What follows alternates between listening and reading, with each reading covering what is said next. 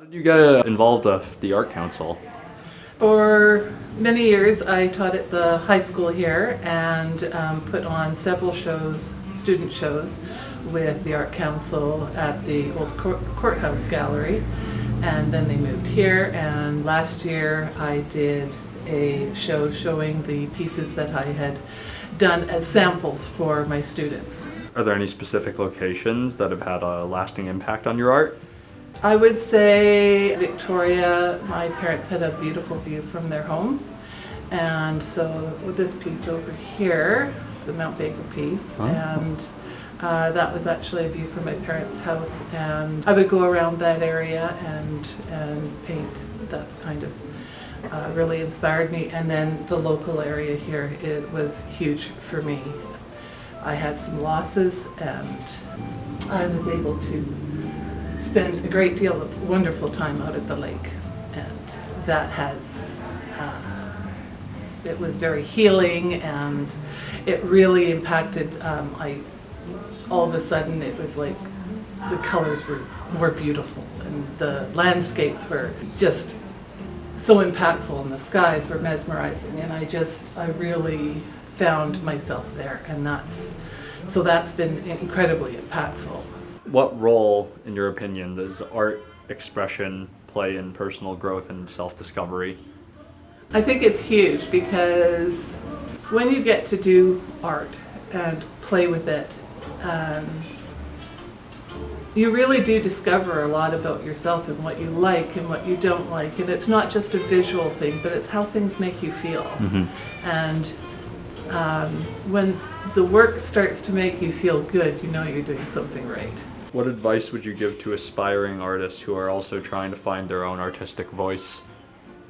Just get working and explore as much as you can, and look at other artists and what other artists have done, and try it and see if that is something that resonates with you, and take bits and pieces from different trials, and you'll create your own. This is the one that I overlooked, Mount Baker and Victoria Golf Club. So this piece was, I grew up in two different houses on Anderson Hill, and we had this view from the attic in one house, and then the other house it was from the deck. And I loved sitting out here when we had beautiful clear days and could see this view. This piece here is of sagebrush that I did right after I was recuperating after losing my parents and my brother, and so it really brought me a lot of peace, and so that was the first one that I did. And then this one over here, which is on the poster, this one here is kind of when everything kind of came together, and the colors, and I started playing with texture as well, which I'm going to do more of. The movement in the sky, which I really, really loved. Everything just kind of fell in place, and so there's that one.